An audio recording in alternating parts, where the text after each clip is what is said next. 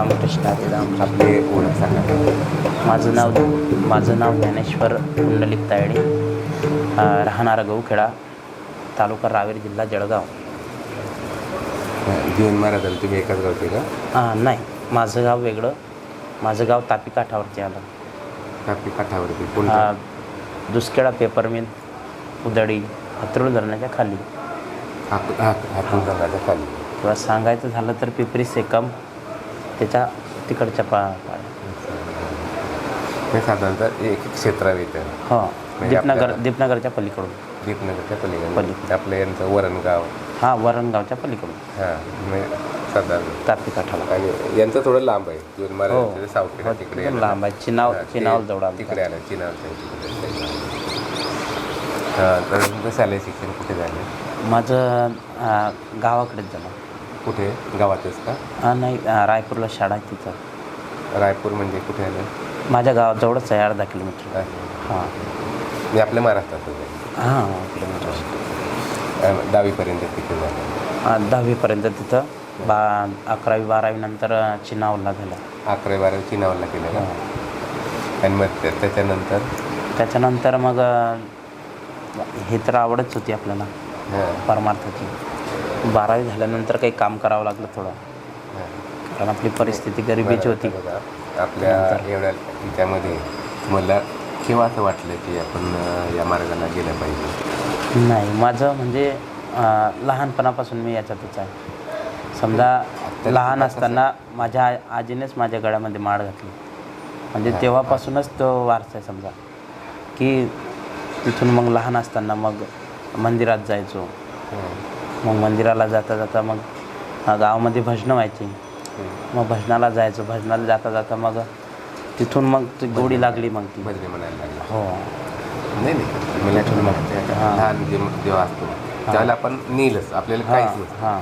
परंतु आपण जसं आपल्याला मोठं होत जातो किंवा आपल्याला कळत जातं, तर तसं आपण इकडे मार्ग जायचं का इकडे जायचं का इकडे जायचं का, तसं नाही. ते लहान असतानाच मी मार्ग निवडलेला होता की मला इथं याच्यातच जायचं, तरी आळंदीलाच जायचं. प्रभाव जो आहे तो कोणाचा प्रभाव पडला? आजीचा प्रभाव पडला का तुमच्या गावामध्ये महाराज एखादे? नाही, मला कोणाचाच नाही, घरच्यांचाच फक्त. आईबाबांचा, आजीचा. हो ना. घरच्या लोकांचा जो संस्कार आहे त्या संस्कारानुसार पुढे तुम्ही हा मार्ग निवडला. कारण कसं की शेवटी माणसाला मार्ग जाण्यासाठी संस्कार आवश्यक असतात किंवा कोणाचा तरी प्रभाव आवश्यक असतो. जसं आपल्या आईवडिलांच्या प्रभावामध्ये. आणि आवड जी आहे गायनाची आवड, ती कुठे निर्माण झाली? ती लहान असतानाच, कारण लहान असताना भजनाला जायचो. मग तेव्हापासून ती गोडी निर्माण झाली की ही गोडी वेगळीच आहे. काही अतिशय सुरेख आवाज तुमचा आहे. ऐकतोय तो पण आणि खूप उंच पट्टीमध्ये पण आवाज तुमचा आहे, एकदम खालच्या पट्टीमध्ये पण आवाज जातो. तर ही जी कला आहे तुम्हाला कुठून शिकलं? माझे गुरुवारे म्हणजे भजन भीष्म गुरुवारे बोधे बाबा. कुठले? आळंदीला असतात. ते चातुर्मासामध्ये पण त्यांचं होतं की ज्यांच्याकडे भरपूर विद्यार्थी शिकले. चातुर्मासाला 4 महिने तिथं विद्यार्थ्यांना राग शिकवायचे. आळंदीला तुम्ही कधी गेलात? 12वी झाल्यानंतर. 12वी नंतर साधारणतः 18 वर्षाच्या नंतर. 18. कुठल्या संस्थेला जॉईन झाला? स्वानंद सुखनिवासी सद्गुरू जोग महाराज वारकरी शिक्षण संस्था, आळंदी देवाची. मग तिथे पहिल्याच वर्षाला तुम्ही गायनाच्या काय गेला का तेव्हा सगळं? नाही, तिथं गेल्यानंतर आधी संस्थेमध्ये गेलो. मग तिथं संस्थेमध्ये पहिल्या वर्षाला बसलो. मग नंतर असं वाटलं की चातुर्मास करावं बाबांचं इथं. मग बाबांकडे गेलो. बाबा म्हणले की तू काहीतरी शिक पप्पा, शिक काही. मग मी बाबांना सांगितलं, बोधे बाबांना, की मी चातुर्मासाला थांबायचं आहे. आणि ठीक आहे. मग चातुर्मासाला गेल्यानंतर तिथं पंढरपुरामध्ये गुरुवारी बोधे बाबांच्या आश्रमामध्ये, मठामध्ये तिथं थांबण्याचा योग आला. आणि तिथं बाबा सकाळी उठायचे, 3ला उठायचे, म्हणजे 2:30ला उठायचे बाबा. नामस्मरण करायचे, साधना करायचे. आणि मग 3ला आंघोळीला जायचे. आंघोळीला गेल्यानंतर तिथून आल्यानंतर विद्यार्थ्यांना उठवायचे. विद्यार्थ्यांना उठवून चंद्रभागेचं स्नान करायला त्यांना पाठवायची. घेऊन जायचं. तिथून आल्यानंतर आंघोळ झाल्यानंतर लगेच भगवंताचा काकडा बघायचा. ते झाल्यानंतर साधारण 6 ते 6:30ला भजनाचा पाठ असायचा. म्हणजे रोज एक राग दिला जायचा. यमन राग, शिवरंजनी असे वेगवेगळे राग द्यायचे. असं 4 महिन्यामध्ये 60 राग दिले होते बाबांनी. तिथं भरपूर साधना करून घ्यायची भगवंताच्या. मग तिथून आल्यानंतर चातुर्मास झाल्यानंतर आपल्या वारकरी शिक्षण संस्थेमध्ये प्रवेश घेतला पहिल्या वर्षाला. हो. मग तिथं मग पहिल्या वर्षाला मराठी व्याकरण असतं, ओव्या, अभंग, विष्णू सहस्रनाम असा अभ्यासक्रम असतो. परत व्याकरण, संस्कृत भांडारकर असा अभ्यासक्रम असतो. परत दुसऱ्या वर्षामध्ये भगवद्गीता, विचारसागर अभ्यासक्रम आपला पाठांतर ते करून घ्यायचं. ओव्या, अभंग जे असतील ते. गायनाचं जे आहे की नाही प्रॉपर शिक्षण तुम्हाला कुठे मिळालं? मला आळंदीला. आळंदीला? हो, बोधेबाबांच्या इथे. आणि आमच्या संस्थेमध्ये रोज भजन असतं आळंदीला. मग तिथं भजनामध्ये सराव होत भजनाचं एक अंग निर्माण झालं. रोज गुरुवारच्या पालखीला जायचं. माऊली ज्ञानोबरायांची पालखी असते रोज दर गुरुवारी पालखी असते. मग तिथं भजनामध्ये, माऊलीच्या भजनामध्ये भजन म्हणायचं. बरोबर. हां. नाही मला असं म्हणायचं, आता आपण जर तू काय एवढं शिकला, हो, शास्त्रोक्त शिकला आपलं वारकरीचंच सांगतो मी तुम्हाला. शास्त्रोक्त नाही. शास्त्रोक्त मग तिथे ते शिक्षण दिलं ते शास्त्रोक्त शिकवलं जात नाही का? फक्त वारकरी ते असतं, पण ज्याचा विषय असतो. म्हणजे कसं असतं, तुम्हाला जर शिकायचं आहे तर तुम्ही शास्त्रीय संगीत. हां.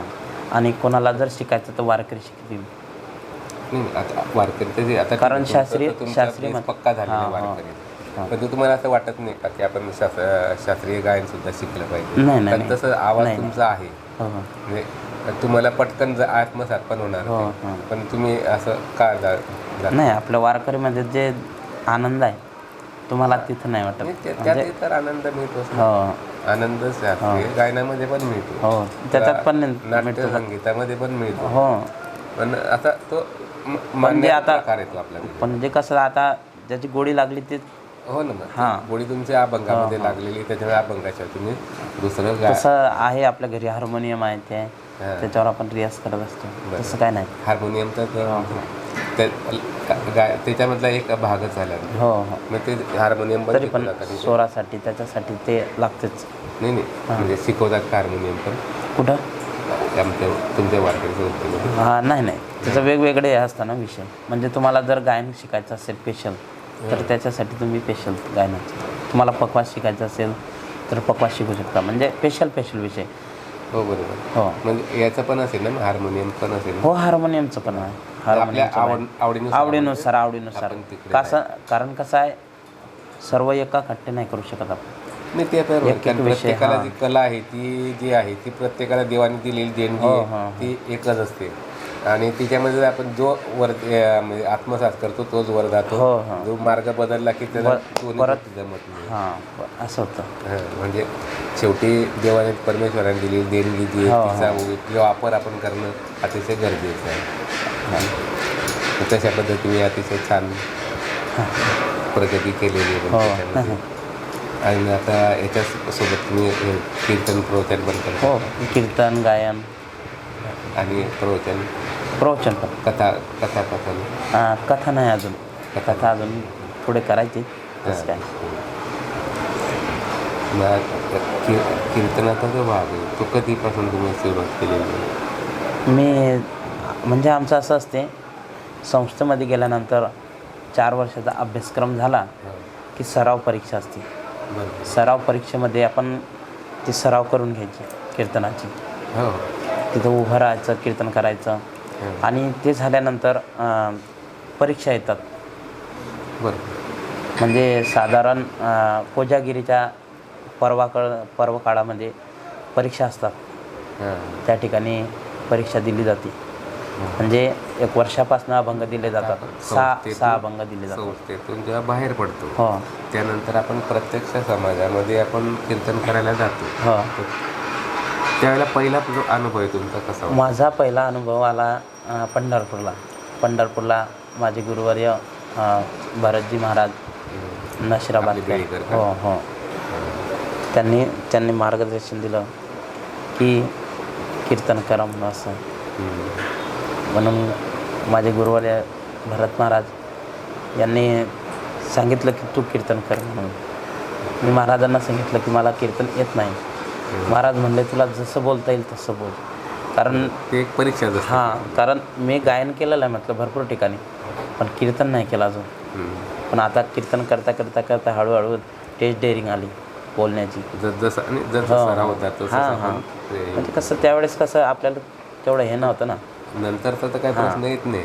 पहिला अनुभव जो असतो तो अतिशय महत्त्वाचा की त्याच्यामध्ये थरकाप नाही, थरकाप नाही आला. कारण कसं आहे मी गायन करायचो त्यामुळे आम्हाला तसं काही नाही वाटलं. म्हणजे समोरचा जो पब्लिक पाहून एकदम धसका बसतो. नाही काही नाही तसं काय नाही. कारण गायन करत असताना आम्हाला समोरच जावं लागतं पब्लिकच्या. बरोबर. हां, मला हेच म्हणायचं की समोर जे आपल्या ज्यांना नवीन यायचं आहे त्याने असं काय होतं की जो नवीन येतो तो काय म्हणतो एवढ्या मोठ्या लोकांसमोर आपण कसं बोलायचं हे धसका बसून तो त्या मार्गाला येत नाही. मला हेच म्हणायचं किंवा तुमच्यासारखा जो अनुभव असेल किंवा की आपण किंवा पहिला जो भाग म्हणजे पहिला जो प्रसंग असतो त्याचा जो धसका बसतो ना तो तुम्हाला बसलेला नाही. तसं बसणार नाही. तसं नाही झालं. इतरांना पण तो बसणार नाही. पण त्यासाठी तुम्ही काय केलं पाहिजे किंवा तुम्हाला पण बसणार नाही की बरं त्याने एकच करावं. आता समर्थ आहे हा आता समर्थ आहे. आता याला जर आता एकदम बोलायला सांगितलं तर हा एकदम हे होणार नाही. पण आता या वयापासून जर का तो असं झाला की तो पुढे पण म्हणजे असं घाबरणार पण नाही किंवा त्याचं काहीच होणार नाही. मग त्याला एकच जोड आहे की त्याने भजनाला यावं, कीर्तनाला यावं आणि तिथं उभा राहावं, टाळ घेऊन उभं राहावं. मग हे जे गायक मंडळी असतात ते कसं गायन करतात, कीर्तनकार कसं बोलतात, मग ते पाहिल्यानंतर मग त्याच्या मनामध्ये पण एक भावना निर्माण होती की आपण पण असं बोलावं, असं गायन करावं. इकडे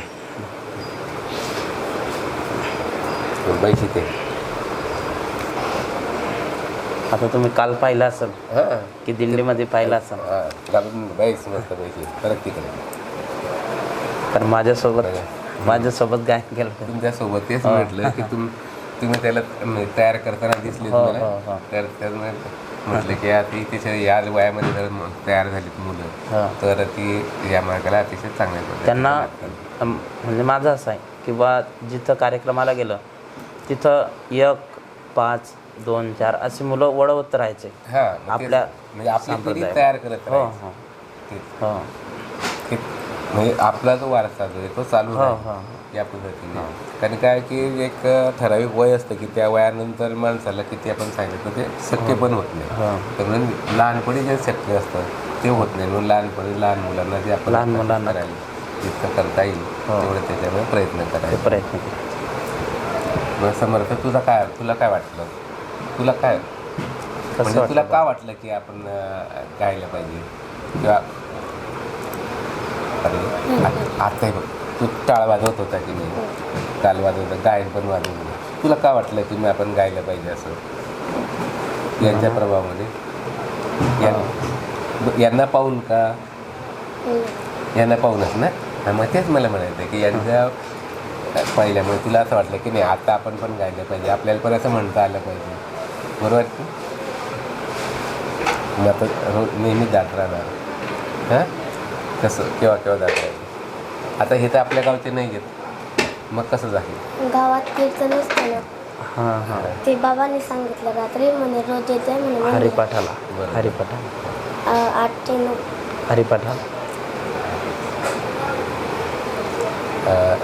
संध्याकाळी ते आपले हे वाजवत होते ते ना ते इथले आहेत ना. हो इथले त्यांना मी रोज म्हणून झालं.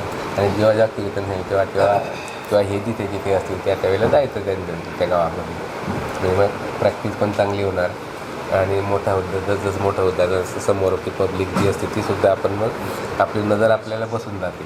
मग आपण पुढे आपल्याला घाबरत पण नाही किंवा आपल्याला काही धरकाप असं होत नाही काय. आता काल पण पाहिलं मी अतिशय छान पद्धतीने बोलत म्हणजे होते. पहिल्यानेच त्याने गायन केलं हां मायकावरती. हां पहिले घाबरत होता तरी पण त्याला सांगितलं की नको घाबरू नको, गायन कर. मस्त छान पद्धती मला खूप छान वाटलं. म्हणजे चला बाबा एक तयार करता येईल. हो. मग तुला असं वाटत नाही की आपले मित्र पण आले पाहिजे. ते मी 2-3दा बोलला माझ्या मित्राला, तो येतच नाही. हां आला नाही तो. नाही आला नाही, आता नाही आला पुढे येईल.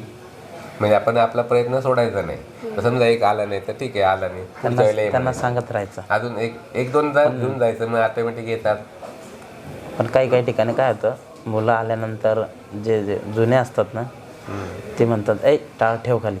म्हणजे त्या पोरांना प्रोत्साहन नाही. हां प्रोत्साहन द्यायला पाहिजे तर ते दिलं जात नाही. हां म्हणजे गावोगावी तसंच होतं. पण मी जिथं जातो तिथं मी त्या लोकांना सांगतो की तुम्ही नाही तयार केले तर आता तर तयार होऊ द्या. हां तेच ना. किमान टाळ कसं वाजवायचा तिथं उलट त्यांच्या हातात दिला पाहिजे. टाळ दिला पाहिजे. तेच ना. ठीक आहे, लागू द्या पडू द्या काय होईल काय होईल. हां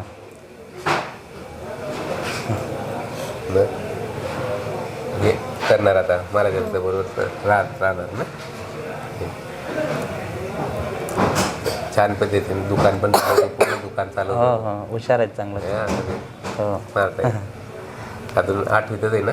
नाही 6वीचा. 6वीला आहे. अरे वा, मला वाटलं 8वीतच नाही. 6वीत आहे अजून तर. खूप आता त्याला शिबिराला न्यायचं आहे. हां शिबिराला न्यायचं आहे त्याला. शिबिराला घेऊन जायचं. जिथे ते वाटलं त्या बोलून घ्यायचं त्याला. माझ्या नातीचा पण मित्र येतोय, त्याला माझ्या नातीला काही खूप आठवण आहे. समर्थ दादा ते नाही तिथून लंडनला असते ती. तिथून पण ती फोन करते समर्थ दादाला बोलवा म्हणून. तो समोर असला की त्याने केला होता का तुला फोन की नाही? केला होता ना. आहे आता ती आलेली नव्हती या कार्यक्रमासाठी, खास लंडनहून आली ती. दादा अतिशय छान वाटलं. अतिशय मोकळी मोकळेपणाने बोललात. रामकृष्ण हरी.